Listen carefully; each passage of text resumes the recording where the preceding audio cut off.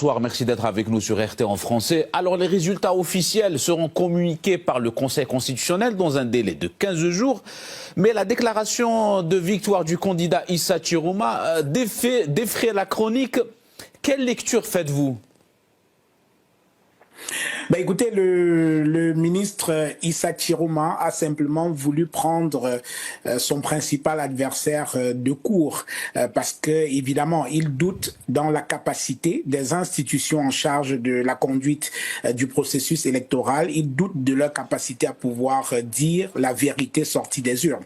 Parce que vous savez, le Cameroun a connu, depuis le retour au multipartisme en 1990, une longue histoire, presque une tradition de fraude électorale. Et donc, ce que Issa Chiroma a fait, ce n'est pas la première fois qu'un candidat à une élection présidentielle le fait. En 2018, Maurice Kamto avait déclaré avoir remporté l'élection et voilà. Donc, c'est une tradition presque, c'est presque devenu une tradition au Cameroun que des hommes politiques qui ne croient pas dans la capacité des institutions en charge du processus électoral revendiquent leur victoire. Et vous l'avez dit, on attend les résultats au plus tard le 26 octobre prochain. C'est trop long.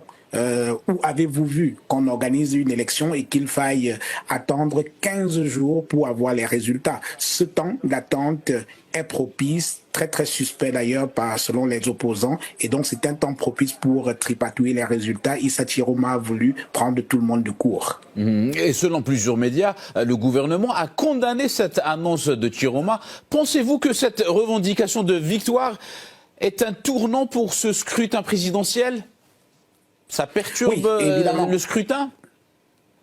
Oui, évidemment, c'est un tournant dans cette élection présidentielle parce qu'en face, le pouvoir a réagi par des menaces très très claires. Le ministre de l'administration territoriale a menacé de faire arrêter monsieur Issa Chiroma, estimant qu'il n'avait pas le droit d'annoncer les résultats avant le Conseil constitutionnel. Et si on regarde un peu l'histoire politique récente, en 2018, Maurice Kamto, qui avait revendiqué sa victoire, avait fini en prison avec beaucoup d'autres de ses militants. Il y en a qui sont encore en prison aujourd'hui, toujours par rapport aux suites de cette élection présidentielle dont il revendiquait la victoire. Donc, monsieur Chiroma a pris un risque, il le sait, mais dans la construction de l'histoire d'un pays, on peut parfois passer par les transgressions pour essayer de faire avancer les choses. Et Issa Chiroma l'a dit dès le début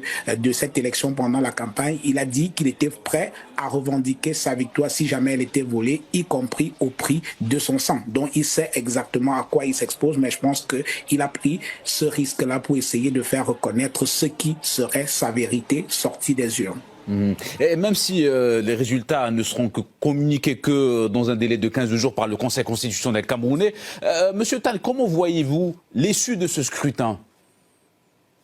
Alors, il est quand même assez intéressant de voir les arguments que le gouvernement utilise pour contester l'annonce de ces résultats par Issa Chiroma. Le gouvernement ou alors toutes les personnes qui sont apparentées au gouvernement estiment que avec plus de 31 000 bureaux de vote, il lui est impossible d'avoir en moins de 48 heures l'ensemble des résultats sortis de plus de 31 000 bureaux de vote. Ça, c'est l'argument qui a toujours été brandi par le pouvoir pour contester les revendications de victoire par les opposants. Sauf que c'est un argument qui résiste difficilement au moins à deux choses qui sont scientifiques. D'abord, en mathématiques, il y a ce qu'on appelle le seuil mathématique, c'est-à-dire qu'un candidat à une élection peut avoir un nombre de voix tellement avancé qu'il est impossible mathématiquement que c'est suivant puisse l'atteindre. Et à partir de ce moment, il est tout à fait fondé de dire qu'il a gagné. Deuxième chose, la statistique.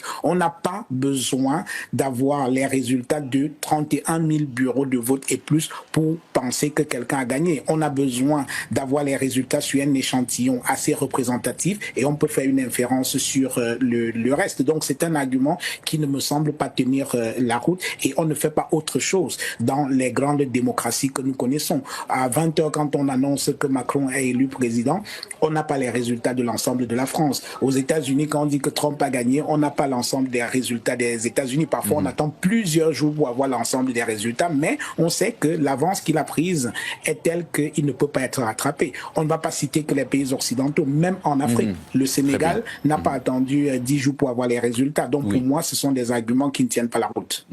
Merci à vous pour votre analyse, Monsieur Jean-Bruno Tagne. Je rappelle que vous